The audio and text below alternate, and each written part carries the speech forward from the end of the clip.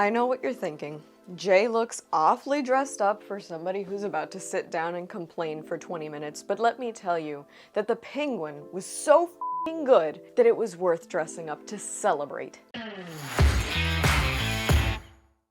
Hi y'all, SnarkyJay cosplay here.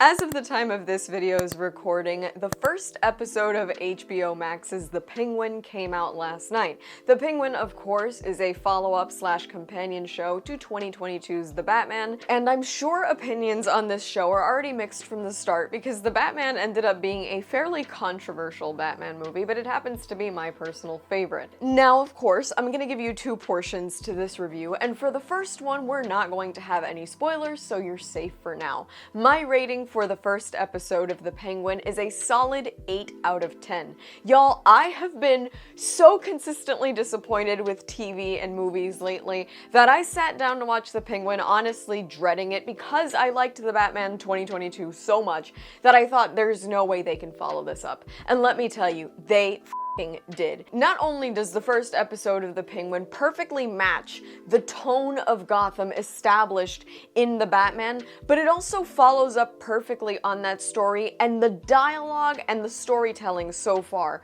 are absolutely phenomenal. Colin Farrell once again does an absolutely incredible job as Oswald Cobb.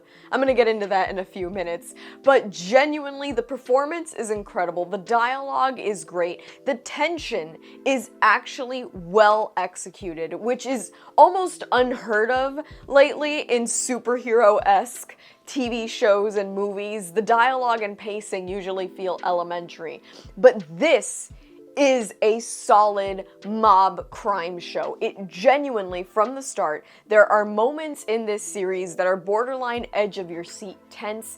It feels like what it's supposed to be. And for that reason, I can admit that I think a lot of people will come to the conclusion that this feels like a mob show cliche, and I'm sure folks will draw comparisons to The Sopranos, but The Sopranos happens to be kind of the mother of all mob boss crime shows, and The Sopranos in and of itself took inspiration from previous mob and crime movies before it. But I can also tell you that this doesn't feel like a direct imitation of The Sopranos or anything like that. I think the world that they've built in the first episode is absolutely fantastic, and I also do want to acknowledge that performances from everybody else, not just Colin Farrell, are super solid in this show. My personal highlight, besides Colin Farrell, of course, as the Penguin, Kristen Milioti as Sophia Falcone, absolutely phenomenal performance. She's got this edge of danger to her, and she's one of the main reasons for that heavy tension I mentioned earlier. This first episode kicks off the series in a big way. It was genuinely some of the most entertaining TV I've seen in a long time, and I also really like that it only took one episode for them to get to the point. We already know the exact conditions of Gotham, exactly the motivations of Oz and pretty much every other character in the series so far. I mean, this should be a masterclass in how to follow up on a movie with a TV show. I can acknowledge that my opinions might be a little skewed right now because I've just come out of watching Agatha All Along yesterday, and that is a whole other story. But genuinely, The Penguin is off to a great start. 8 out of 10 rating from me. I cannot wait to see what happens next week. I'm gonna get into the recap spoiler portion of this video, so if you haven't seen the episode yet and you're worried about spoilers, feel free to click out and come on back when you're done. Let's get into it. This show pretty much kicks off exactly where the Batman left off in 2022. Gotham is pretty much in shambles as a result of that big power shakeup at the end of the Batman. The city basically got blown up and flooded, so things are pretty bad. We catch up with Oz as he goes to Falcone's loft right above the Iceberg Lounge to start poking around. He finds some pretty incriminating looking documents with some suspicious photos and jewelry. In the midst of him looting this safe, he is confronted by none other than Carmine Falcone's son, Alberto Falcone. We come to find out a few different things about Al. One, he is apparently a major alcohol and drops addict who is trying not to go back to using anymore, and he's also underneath an immense amount of pressure. He's got to step up and take control of the Falcone crime organization. I want to point out something very specific about this scene, and it's one of the reasons why I think this show is really well written. Not only does Oz actually convince Al to not only start drinking and doing drops right in front of him, but he's also doing so by making himself seem small, offering his help, and we can see right through him, and so does Al, right? We know that Oz is this sleazy character, but it's really smart seeing how he takes advantage of Al's sort of vulnerable state and gets him to start using these substances so he'll start talking. And he starts talking in a big way. He is looking to introduce a new drug into Gotham, something perhaps stronger than drops that will revolutionize the drug trade and make everybody a whole lot of money. Now there's something important here that's going to become super relevant by the end of the episode.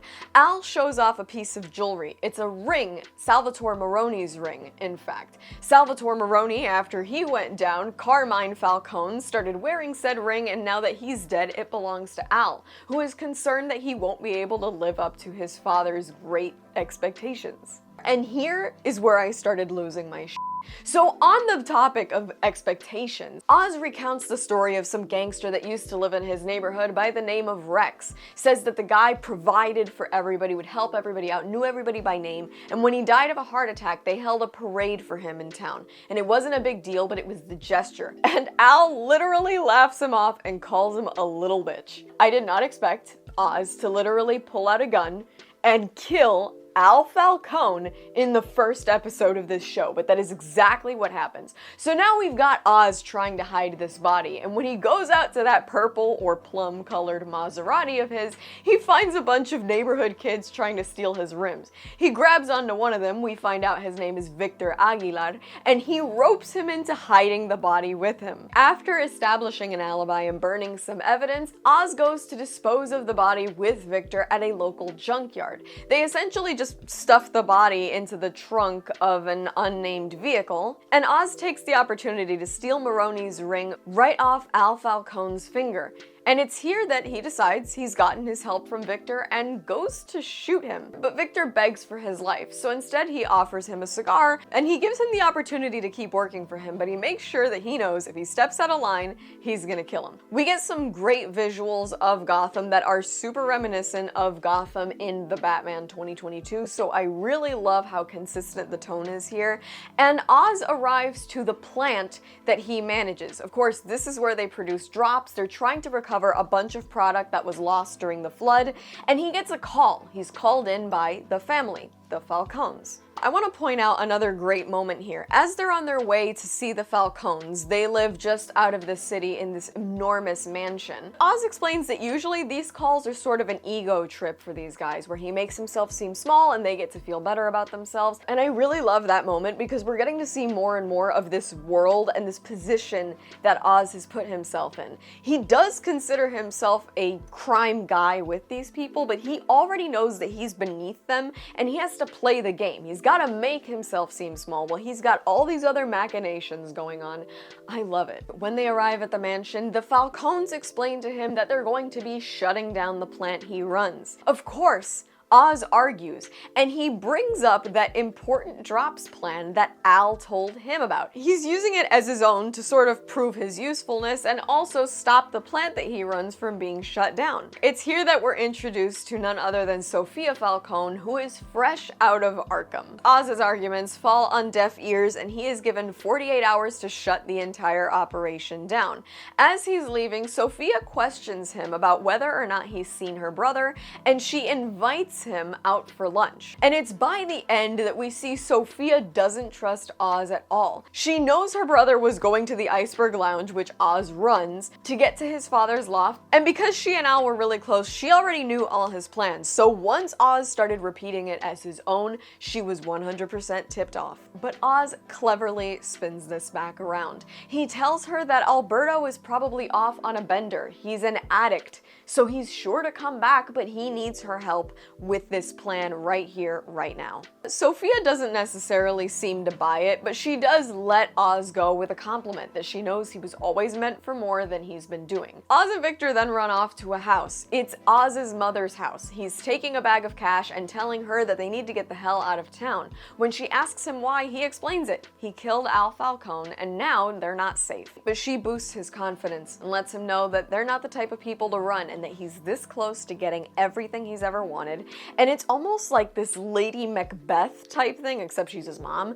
I really love this scene because we see that Oz has basically been set up to be this big guy his entire life, and now he's really getting to make this push, which really bodes well for the rest of the show. It's after this that we're introduced to Salvatore Maroni. Oz goes to visit him at Blackgate Prison, and he lets him know that the Falcones are shutting down that drops plant and that he and his guys can swoop in and take over the operation again. Remember, in the Batman 2022, we learned that literally he had just lost his ass and his entire drops business, and the Falcones took it over. So we're kind of seeing this power shift back into the hands of the Maronis if Oz gets his way. Maroni basically tells him to f*** off, and Oz leaves him with a parting gift, that ring that he stole off Al Falcone's finger. On his way back to his place, he makes a couple of calls to Victor that seemingly go unanswered, and he spots Sofia Falcone and her guys waiting just outside his place. He tries to speed off and escape, but he's eventually found out, stopped. They beat the shit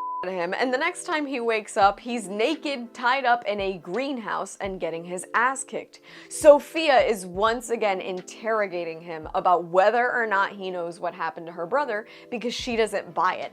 And I love the tension here. Kristen Miliotti's got this wild look in her eye, and this is just executed so well. This is great TV. And right when it looks like Oz is about to get his arm ripped off, we hear the crashing of a car into the front lawn. Sofia Falcone's brutality is interrupted, and when she goes out to the front lawn, we see that the car that has crashed onto the lawn is none other than the car that Alberto's body was stuffed in previously. She opens the trunk to find her brother's body still rotting in there with the pinky finger cut off and the words "payback" scratched into the hood of the trunk. And that pretty much seems like Maroni ordered a hit on Al Falcone, right? Which would absolve Oz of guilt. And so we see later that when he meets up with Victor again, this was all their plan. Victor apparently was only supposed to leave the head and the pinky in the trunk, but he chickened out on cutting the head off. And Oz is okay with this, but lets him know he can't back down next time. And it's right here that we see that Oz's plan has already been set into motion. In one episode, he's made this many moves. And the episode ends there with 9 to 5 by Dolly Parton playing, which feels super appropriate at this point. And guys, to be totally honest with you, there's so much more important dialogue and stuff that I'm obviously not gonna cover, or this would be probably an hour long.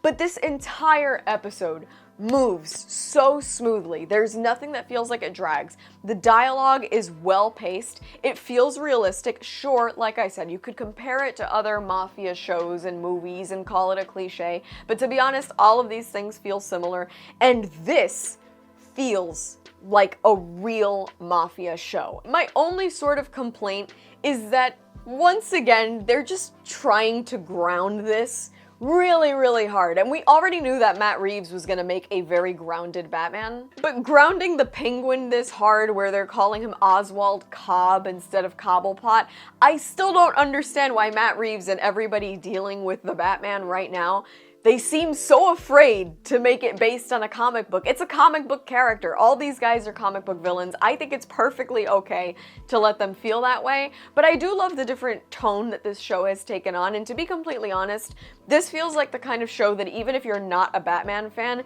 you would still appreciate watching because it just feels like a good crime show, and there's not really that many of those around these days. To be honest, there's very little good TV these days. So The Penguin was not only a great watch, but it also felt incredibly refreshing to watch something that felt this entertaining, this well written, this grounded, and this serious. You really do feel like you've seen the world and you're in it. And personally, after one episode, I already feel invested in seeing what Oz does. And it's not based on, oh my god, I hope they bring Robert Pattinson in. I would love it if they did. I would love a little Batman cameo for my little honey there. But it's fine. I genuinely am stoked about this show. I want to see more of this seedy underbelly of Gotham, and I'm so excited to see what happens next week. So like I said, I give the first episode of The Penguin a solid 8 out of 10, and I'll be back to talk about next week. And that's all from me. I've been SnarkyJay. Thank you so much for watching. Please don't forget to like and subscribe. For more SnarkyJay, be sure to check me out on Instagram, and if you'd like to support me, this channel, and my content creation, do check out and consider subscribing to my Patreon for exclusive photo shoot sets and cosplay content. I will add links to all of those in the description below, and let me know your thoughts on episode 1 of The Penguin in the comments below.